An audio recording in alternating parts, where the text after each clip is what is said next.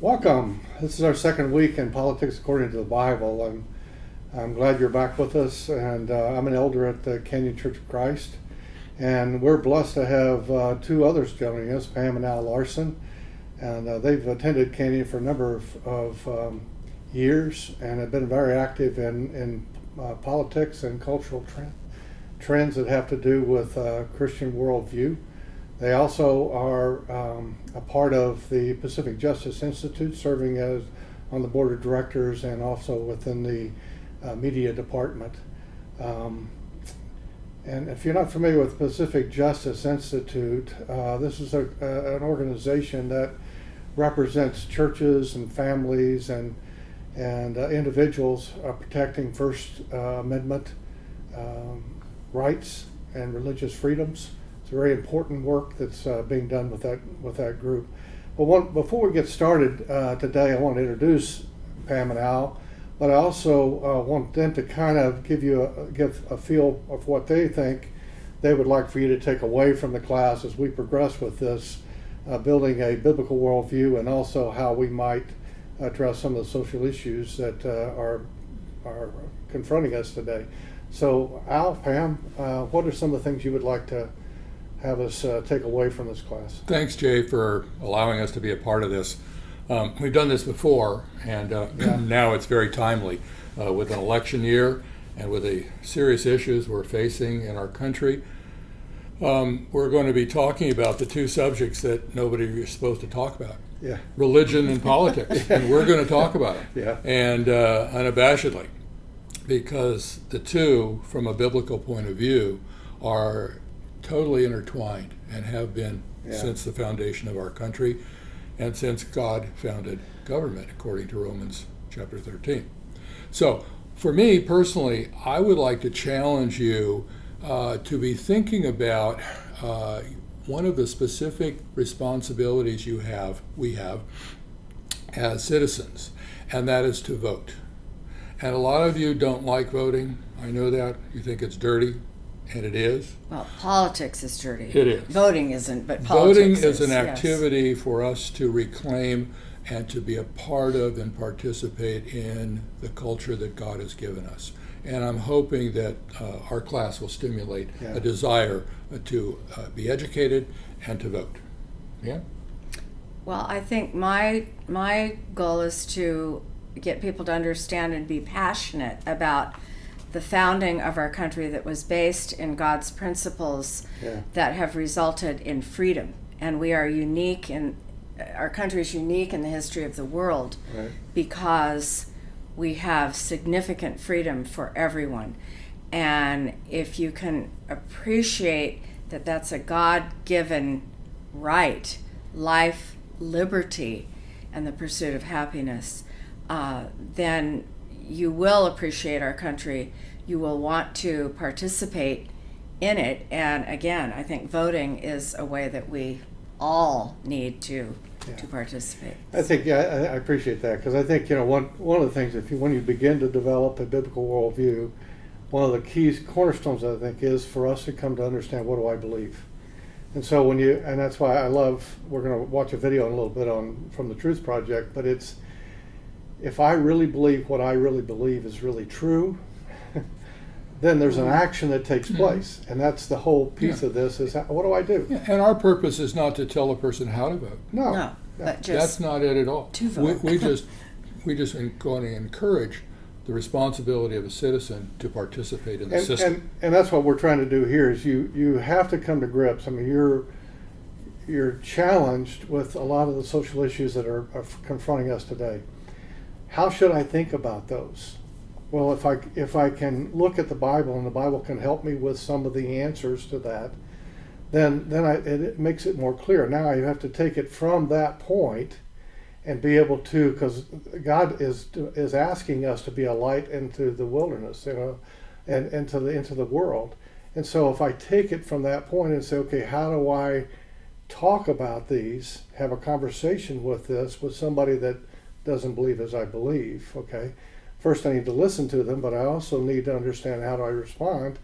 And hopefully through the class, we're going to teach them a little bit of how to respond to some of these issues after they've built a biblical worldview, have that foundation that they can now talk about, have intelligence about, and understand what I believe is true. Okay, then I can go out into the world and I can make a difference. You want to develop objective knowledge. Exactly. I mean, we talked about that last week, and it was, we looked at morality and said, there's objective morality, and there's objectivism, and there's relativism. Okay, and objectivism is simply saying that there's a right and a wrong.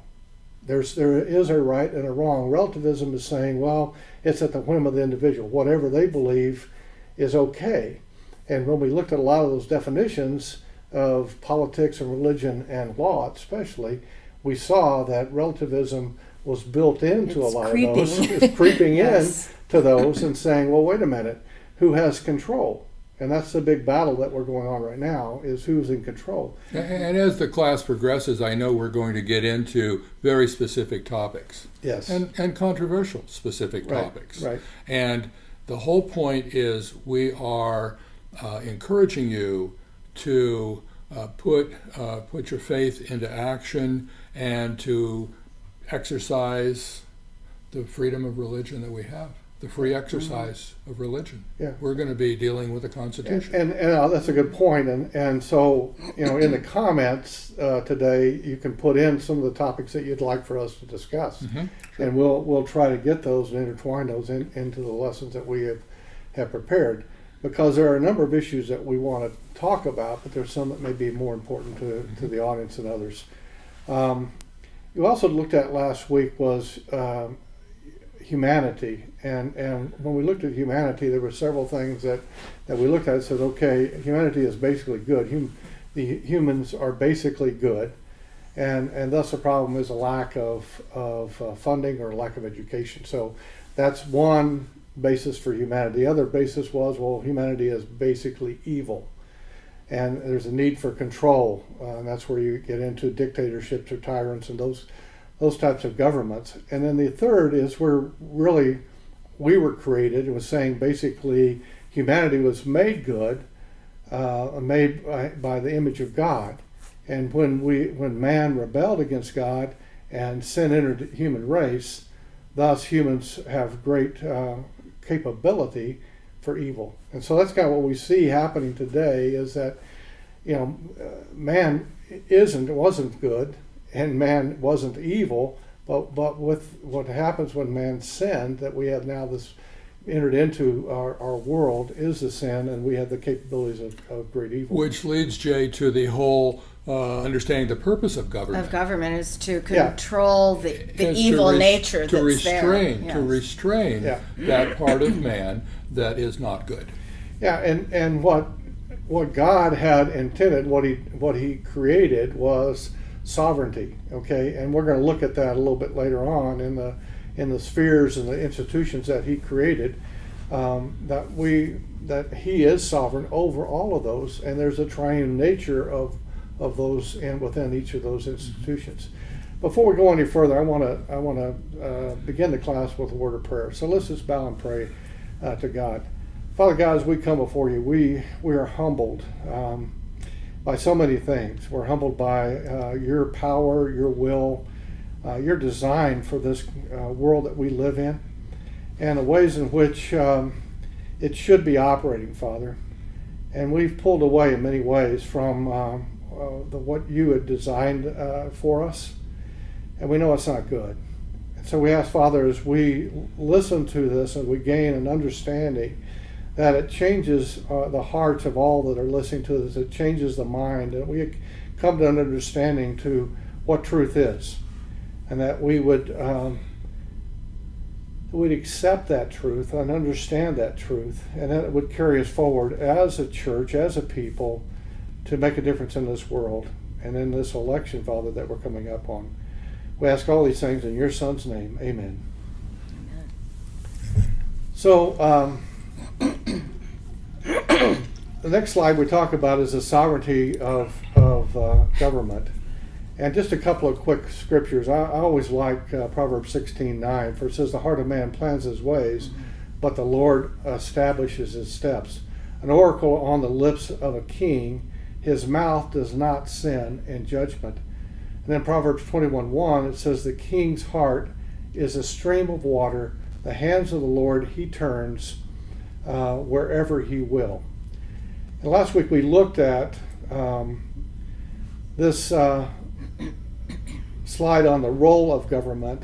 And I'm not going to spend a lot of time on this slide. You can review it, and there's a lot of scripture here that I would encourage you to look at. But what I would like for you to understand is, as we look at the various institutions that God has created, and God has created many. He's created marriage, He's created family, He's created church, He's created labor. There's a lot of institutions that God has created. There's a triune nature, if you look at them carefully, within each of those. And there's a sovereignty within each of those. So you find within those a relationship with God and a relationship within the sphere, whether it's a mother and a father and a children and God, whether it's a church with Jesus Christ as the head, or a leadership of a church and those members that are part of that church. There's a relationship. There's roles within each of those spheres that God has designed. There's also authority within them, and there's submission. And so one of the things I wanted to look at is, as we progressed in this, was a clip from the Truth Project. And if you're not familiar with Dr. Del Tackett's series on the Truth Project, I would very much encourage you to look into that. But it will give you an idea of the challenges that we have as the state takes on more and more control. So if Sean would just roll that video right now, we'll watch about a 5-minute video on the challenge we have within the sovereignty of a state. I want to deal with one of these pathologies called the rise of the state. And in order to do that, I want to take you back for a minute to our third tour and answering the question, who is man? Do you remember at that time we took a look at Maslow and we took a look at Rogers in their statement about who man is. Basically, good and perfectible. That brought us to this issue, why is there evil in the world? Rogers says, experience leads me to believe that it is cultural influences which are the major factor in our evil behaviors. Maslow then said, sick people are made by a sick culture. Healthy people are made possible by a healthy culture. What did that lead us to in terms of a humanistic view of man? Basically good and perfectible. Mental health can be attained by getting in touch with yourself, self-actualization. But it was the social institutions that were the problem. Social institutions are responsible for man's evil actions. And that is why we have the kind of social actions that we have today. Because as soon as the state begins to believe that it has the right and the obligation, if these are the problems, we will invest power in this institution to help gain control of those institutions which are causing the evil in society. And the state then begins to rise in power and begin to think that it does have the right to breach the sovereign boundaries of each of those spheres. Sphere sovereignty is gone, and we have the rise of the state. And when the state begins to rise in power, it no longer observes any kind of sphere sovereignty at all, but begins to assume that it has the right to absorb all of those institutions underneath its control and power. And that then brings us to a great conflict. What is the conflict? What is the problem? It ends up being an ethical problem. The biblical point is not that our problem ultimately is an intellectual one. It's a moral one. That's why we appeal for relativism. Because if there is no objective truth, if there are no objective standards, then it's okay for me to live however I want to live, according to my preferences. But if there is a God, and He's normative, and He has a law, then He says no when I want to say yes, and I have a conflict. If I could just get rid of objective truth, get rid of objective reality, then I can live however I want to live. If I can just get rid of objective truth, then I can live however I want to live. What is the conflict here? What is the problem? What do we need to get rid of? God. He becomes the problem. When the state begins to rise in power, his restrictions, his ethical notions now become the problem, and we need to remove him. Now, you know you can't remove him, but the state will begin to act as if he is no longer there. And when the state begins to act as if he is no longer there, then we begin to view the state in a little different way. Look at Hegel's comment about the state. The universal is to be found in the state. The state is the divine idea that exists on earth.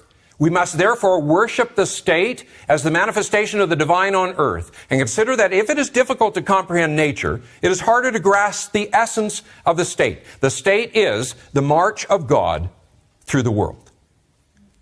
Now, I would submit to you that that is exactly what is going on.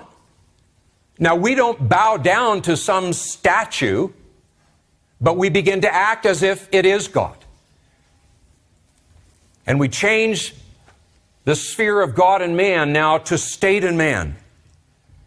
That the state becomes that which we turn to answer all of our problems. The state begins to assume that it has the right over all education. It begins to assume it has the responsibility for the poor. The state begins to assume that all ethics now are bound up in the state's declaration of what is right and wrong. It assumes it will take care of the needy, of course, using your goods to do it. It will determine what wages can be paid, and it will determine what marriage looks like, and on it goes. The state rising up and assuming authority and power destroys these institutions.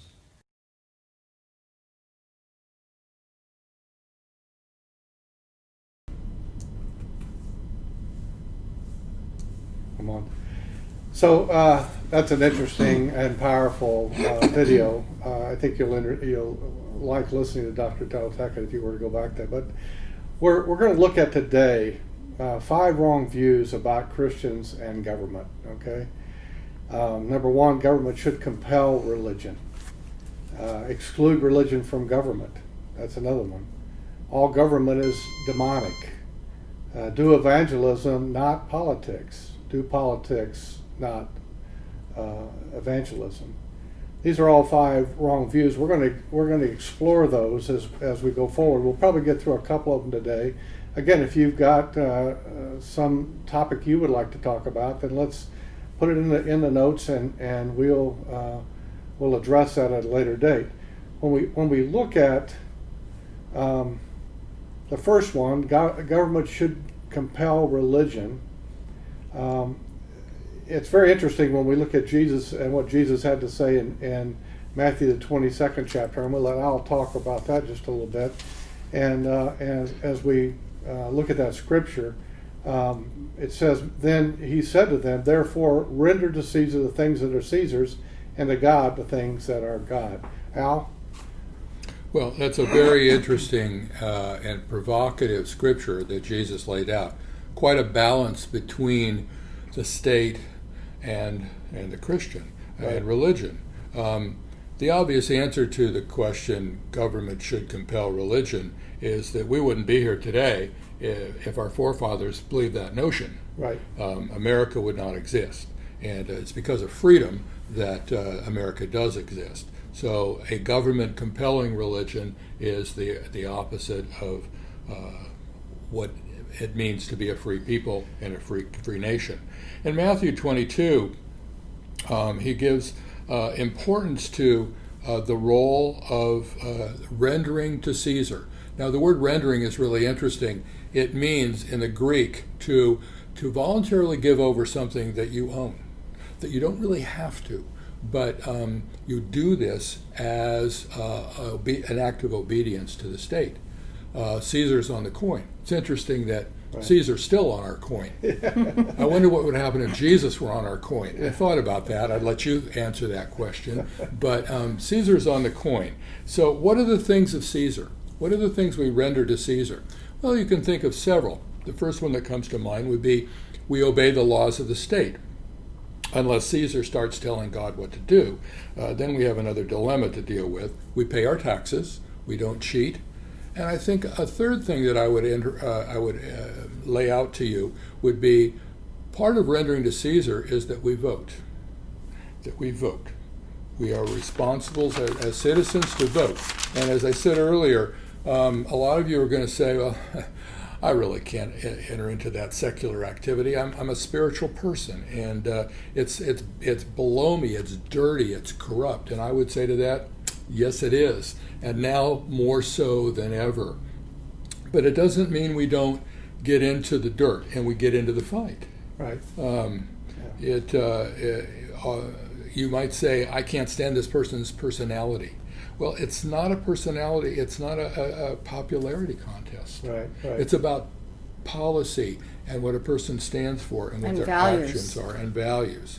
Yeah. And so I would challenge you to educate yourself on the positions of a candidate or in a party, and to know where and how they square with Scripture or how they don't.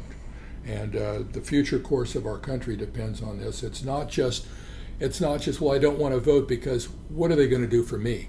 It has nothing to do with what are they going to do for me. It's about our posterity and the future of the country. Yeah, and I think, one of the things you brought up early on too in that discussion was that there's a voluntary aspect of this. I mean, when Jesus said, "Oh, render to Caesar the things that are Caesar's, to God the things that are God." Okay, so if you think about it, there's a need and a must that we voluntarily obey the law.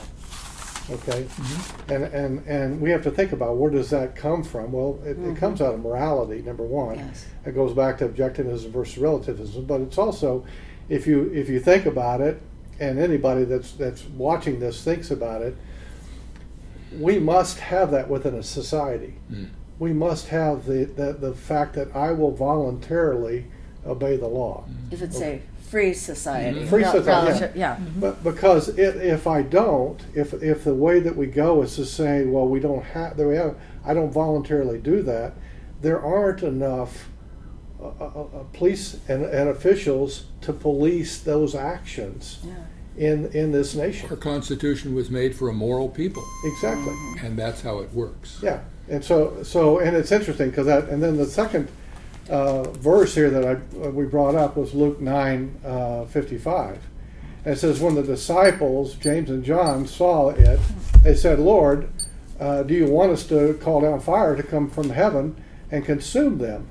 But he turned and rebuked them. So it's Jesus refused to compel people to believe in him, and I think that's a very key point in this overall discussion. I think probably the disciples were thinking back to what happened to Elijah in 1 Kings, where he called down fire from heaven and killed 50 and then 50 more, and so they may have been remembering that. I don't know, but they were saying, hey, these people are not listening to you.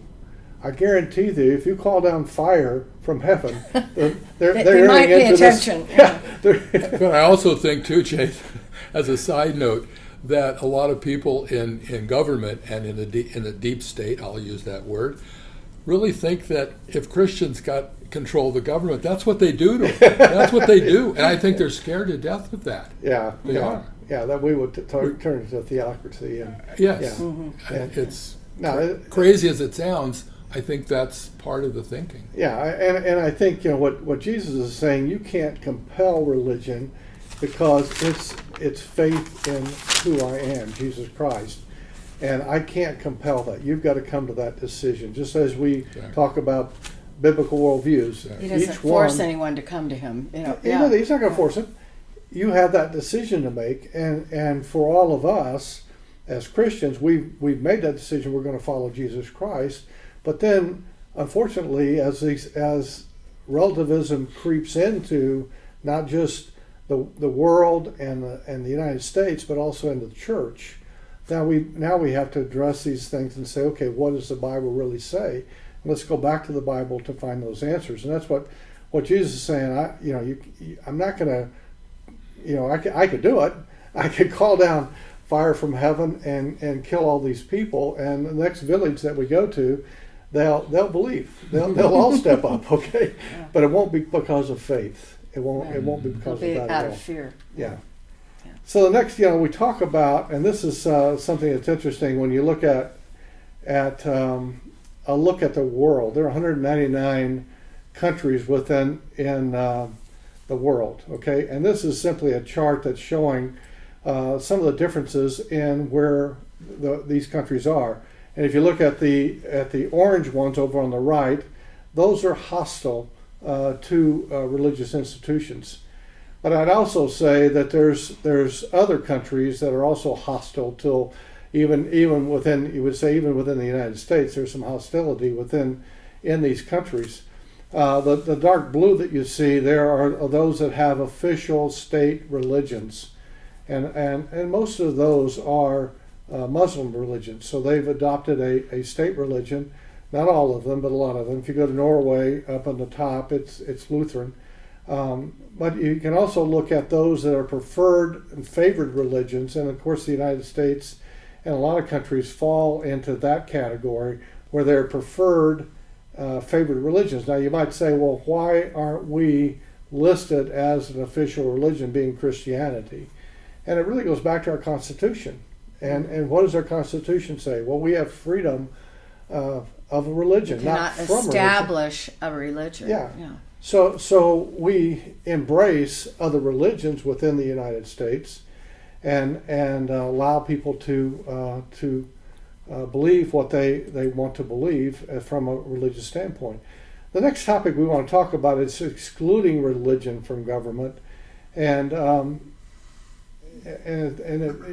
just read a couple of things from this slide. It says that this view holds that religious beliefs should be kept at home and quiet, and there should be no influence from religious groups in the political process. That's what we're saying here. Exclude religion from government.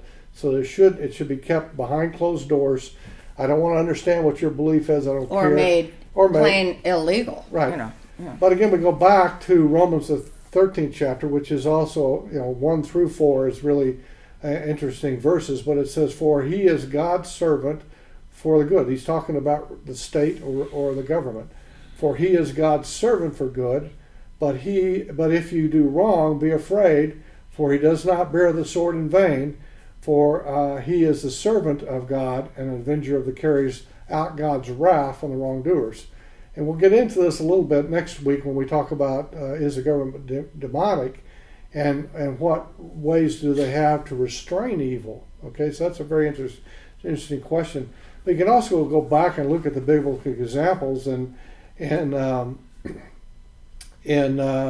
Bible, looking at Daniel and some of the ways that he dealt with Nebuchadnezzar. You can look at John the Baptist and him confronting Herod and the evil things that he was doing. You can look at Paul and Felix and Caesarea and the conversations that were going on there. So it's critical that we look at this and say, exclude religion from government. That's not what God intended. God is, as Al said earlier, it's intertwined. It should be intertwined. And we as a church, we can't back off of that, even though some would say it's because of separation of church and state that we're in this mess. And I'm going to let Pam talk a little bit about this, because the next slide, when you talk about separation of church and state, what we want to get out today is truth, because it's one of the most misunderstood concepts, I think, that we have in our government right now, and it promotes this whole exclusion of religion and government, and the hostility of the citizenry out there. Exactly, and the fact that we can't speak up right. because there is this idea of separation of church and state, which is totally false. Well, excluding religion from government, most totalitarian governments would would ban religion. But if you exclude religion as a government, then it is really denying freedom, which is the very thing that I talked about at the beginning of the class, which makes America unique in all of world history. I mean, we are based on the freedoms, the inalienable rights that God gave us. And what is the main enemy of Marxism? It's the God of the Bible. Mm-hmm. And when Marxism, communism takes over a nation, they ban religion, and communism outlaws religion. Then the next thing is to attack the family, the nuclear family. And by the way, one of the stated goals of Antifa / BLM, or these rioters in the street, is to destroy the nuclear family. It's interesting. Right. Communism outlaws religion, then they destroy the nuclear family, so that the only allegiance that the people have, the only security, if you will, is to the government, to the state. And centralized government power, as we found in history, recent history, always leads to totalitarianism and increasing brutality to maintain control. And why is it? Why is it difficult to maintain control? It's because the inalienable rights endowed to his creatures, his people, by God, compel people to seek freedom. It's their nature to pursue life, liberty, and the pursuit of happiness. The original wording in the Declaration of Independence was property. People have trouble with that sometimes, but property is anything that you have worked for and earned for yourself. It's your paycheck. It's, anything that is you have worked to keep as your own is your property. Mankind was made in the image of God so that he seeks that perfect peace that existed in the garden before the fall. Life was there. There was no death before the fall. Liberty was in the garden before the fall. Freedom to enjoy God's creation without any compulsion. And property. The garden's produce belonged to Adam and Eve. Right. So that, in a sense, was property. So these three basic foundational things in our Declaration are really very biblical. And I came up with a little ditty that maybe is kind of silly, but it might help everybody remember what we're talking about. We go back to the garden, and that's the basis of what we're trying to do here on planet Earth. Restore what was lost. You can take mankind, out of the garden, but you can't take the garden out of mankind. His desire to have that peace, that freedom that was there in the garden. Mm-hmm. And that's the essence of mankind, and that's our dilemma. Right. We are in a fallen world, but we desire to restore. Right. And in other words, all of human history has been efforts to solve the problems brought on by the fall. Mm-hmm. Peace on earth from a biblical worldview does not mean peace between human factions. Mm. Rather, it means the world is at peace with God as it was originally in the garden. So because mankind was created in a relationship with God, to deny religion, that relationship with God in government denies man's very essence. And so to try to keep religion totally out of the culture, certainly out of government, is a futile effort, really. Right. It's not going to happen. Jay referenced this very volatile phrase, separation of church and state.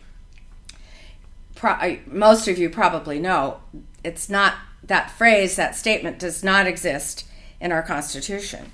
And separation of church and state is not very different from excluding religion from government, really. It's not part of our Constitution. And where did this phrase come from? It probably originated with Jefferson, Thomas Jefferson, when he was president. in 1802. He wrote a letter to the Danbury Baptists in Connecticut, I believe it was. It was. Who had been very much persecuted. I don't know if it was in England before they came here or what, but they were very worried about the government establishing a denomination, an official denomination. And he wrote them and said that the First Amendment ensures that a wall of separation will exist between church and state. What Jefferson meant was there's a wall that is preventing the government from interfering with the church. That's the wall. It's kind of a one-way wall. It didn't say the church can have no influence on the government, but the government cannot interfere with church affairs. John Adams also said that our Constitution was made only for a moral and religious people. So government or religion must be involved in government. Yeah. And Alex de Tocqueville, a Frenchman who came and kind of observed how well the United States worked in 1831, said, "From the earliest settlements, politics and religion contracted an alliance, which has never been dissolved." Well, at that point, I don't think it had, but I think we can say in today's culture that it probably has been dissolved, and we need to restore that again. So politics is the process by which we choose our government leaders and policies. So Christians must engage in politics. We must vote to reclaim the Christian functioning of our government. Yeah, and I think Tocqueville also said the only reason that America really works Is because she's good. and it's voluntarily. I mean, it goes back to the idea of voluntarily obeying. So when I look at the founding fathers, and they wanted communities to be Christian based, and not necessarily because they wanted them to be Christian in their communities, but they looked at it and said the people obey laws, they have principles of life, the morality is there, and we have fewer problems within those communities. And so when you look at what we've taken, and I think it started in 1947 with Everson versus the school board, and this whole kind of definition of separation of church and state, they took it completely out of context and changed the definition of it, and it's from that point on we've been battling this thing to say, well, religion should have no part within government, and that's just not the way in which you it can was pray in designed. your closet, you can have your religion at Right, your no. church building, but you can't interfere with government And or have also- any influence. The current time we're living in, the state has gotten very creative as to how to silence the church. Right, This pandemic Right. is stay at home, right, limit the worship. right. We at Pacific Justice Institute are challenging the state in these regards to give equal treatment to the life of the church that they would to the casino or the bar or the restaurant. And there's this whole movement to stay at home and be safe is just another guise to silence religious people in the culture. Yeah, and if you look at our one of the slides, that if we can get to it, but it's a freedom of speech and press and religion and petition. God shall make no respecting an establishment of religion prohibiting the free exercise thereof or abiding of the freedom of speech or press or the right of the people peacefully to assemble and to petition the government for redress of grievances. So that's our constitutional rights. Yeah. Now the health department is dictating Right. this whole situation to us. Right. It's not Congress that is Yeah. making laws, but it is the edicts from local bureaucrats. Right. Non-elected. Right. Right. Which is- And so when you look at some of the ways, and I'll skip over two more slides there too, some of the things that we can look at, if you look back on some of the ideas that were brought forth from our founding fathers, the Speaker of the House, the U.S. government are the words, "In God we trust." Okay, so that's part of our government. The Supreme Court built a building in 1930 that has carvings of Moses and the Ten Commandments. As I mentioned last week, we had Benjamin Franklin trying to make the seal for the United States to be the parting of the Red Sea. Yeah. So we have God mentioned in the stone of Washington, D.C. on its monuments and buildings. As a nation, we have celebrated Christmas to commemorate the Savior's birth for centuries. And the oath of the courthouses invoked God from the very beginning. Now, that just changed recently when they had a person testifying and they refused to use God in the swearing in of that person. And I made an error earlier when I said that if Jesus was on the coin, because "In God We Trust" is on our money right now. Yeah. So it is there. And there's been a Supreme Court case that settled that because that was challenged. Yes. So what we want to do is I think this kind of leaves us in a dilemma to a certain degree. What do I do as a Christian? Okay, and there's a few verses in the Bible that I think are very significant, have been significant to me. And I always think, okay, if I'm going to listen to somebody and God is giving Joshua some instruction for the people as they move into the promised land, here's what he says. He says, "Have I not commanded you? Be strong and courageous. Do not tremble, don't be frightened or dismayed, for the Lord your God is with you wherever you go."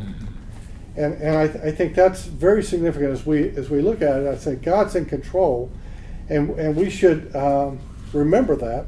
Now we have, if you look at 2 Corinthians, the 5th chapter, and the 20th verse, I'll read that one, because I think this is our call as we're Christians, as we try to say, okay, what do I do? Okay, what am I about here? What do I do? Well, it gives us some instructions. Therefore, see, God has done his part by reconciling us to Jesus Christ. What's our job? He said, "Therefore we are ambassadors for Christ, as though God has entreated through us. He begs us on behalf of Christ to be reconciled to God." So we are ambassadors. We're to carry this message forward. That's God's plan. So we're going to next week talk about some things, and the last slide we'll go to it is all government is demonic. What are two ways God established to restrain evil? There are two ways he did it. You can read Romans 10 and 17 and Romans 13, 1 through 6. Do evangelism, not politics. Does Christian politics, activists do any spiritual good? What does it do for us to stand up and speak? Read 1 John 5, 3. And then lastly, we'll talk about do politics, not evangelism. That's the way to go. I thank you for listening to us today. It's been our pleasure to bring this class to you, and I wish you well. And as you struggle to find, do I really believe what I believe is really real? I pray you do. Thank you.